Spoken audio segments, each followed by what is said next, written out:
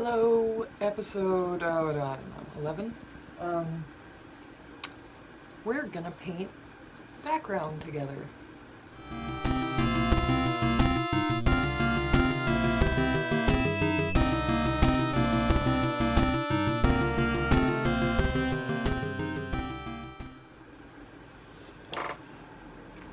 So, I'm gonna paint this yellowish ground way different color because I've changed my mind, which is a woman's prerogative, they say. So, I'm gonna I want it to be kind of scratchy. So I'm gonna do a couple things. I have some turp down paint here that I'm gonna use. And I'm gonna scrub it in.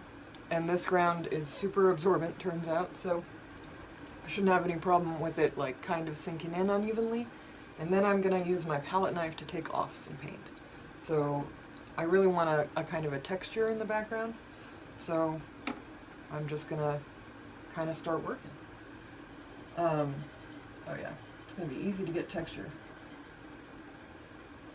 I want to say a few things about when you're painting a background mid-painting. So I usually make my background decisions at some point during my first pass, meaning I have given this figure a day's work.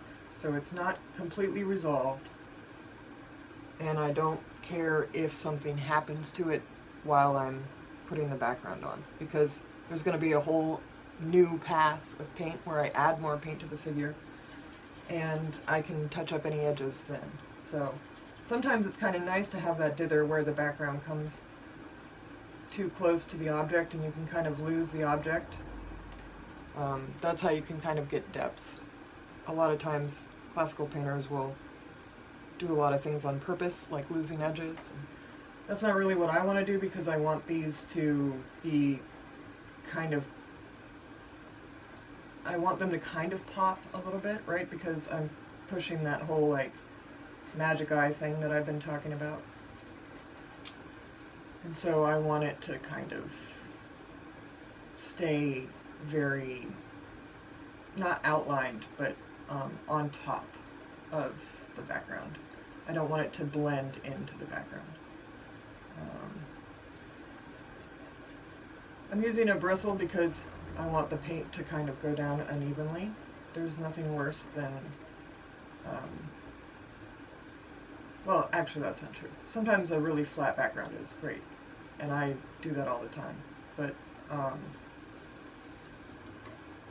going to paint over a lot of what I'm painting now, so I just want it to be somewhat interesting to look at when you do see it. So, before this video gets really boring and you watch me making dabs, I'm going to show you the different ways that there are to scrape. And there's a lot of reasons to scrape.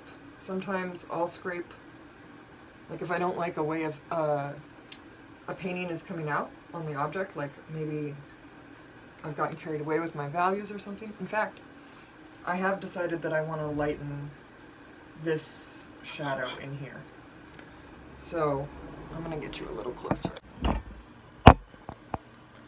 Okay, so this shadow is the one that I want to lighten. I take a long palette knife, right? This is your normal size palette knife, and this is your long boy. Sometimes you can find them even skinnier here where this profile isn't as long, and those are extra nice. I used to have one, but I lost it. So I'm going to bend it. That's why they are so bendy. And I'm going to try to put the part that's touching the panel right where I want it. And I'm just going to get up in there and scrape out the paint that's in there. Now if you're going nuts and scraping really dry paint that has a lot of lead in it, you probably shouldn't do that, because you're making little lead particles, and while you can't absorb lead through your skin, you can most definitely inhale it in particulate form, and that's probably really not good for you. Okay, so I've done what I can. with the bendy method. Now I can use the pointy end to kind of clean up this line that's revealing itself. And that's not working so well. Alright, you guys get my level 6 secret. The X-Acto. It's another reason I like to work on grounds that are hard, because when you X-Acto a canvas, it really doesn't go very well. But if I want to do anything to this painting, I can get out my trusty X-Acto. You just want to be careful that you don't score the panel, but I would have to press, gesso is naturally so hard, I would have to press really, really, really hard to mess this up.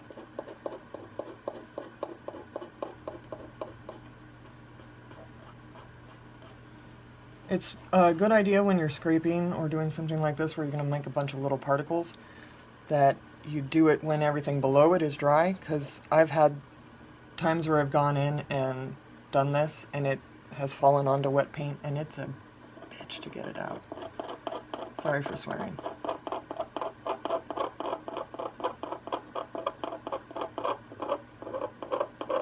Now in doing this, I've created a fair amount of noise in there, meaning it's got a lot of activity and shadows you want to stay quiet. You want more activity in the lights than in the shadows. So I'm going to have to go in there and I'll probably just glaze, meaning, you know, more oil than paint to make it a little bit more unified. But yeah, I'm going to keep working this background and I'll see you guys tomorrow.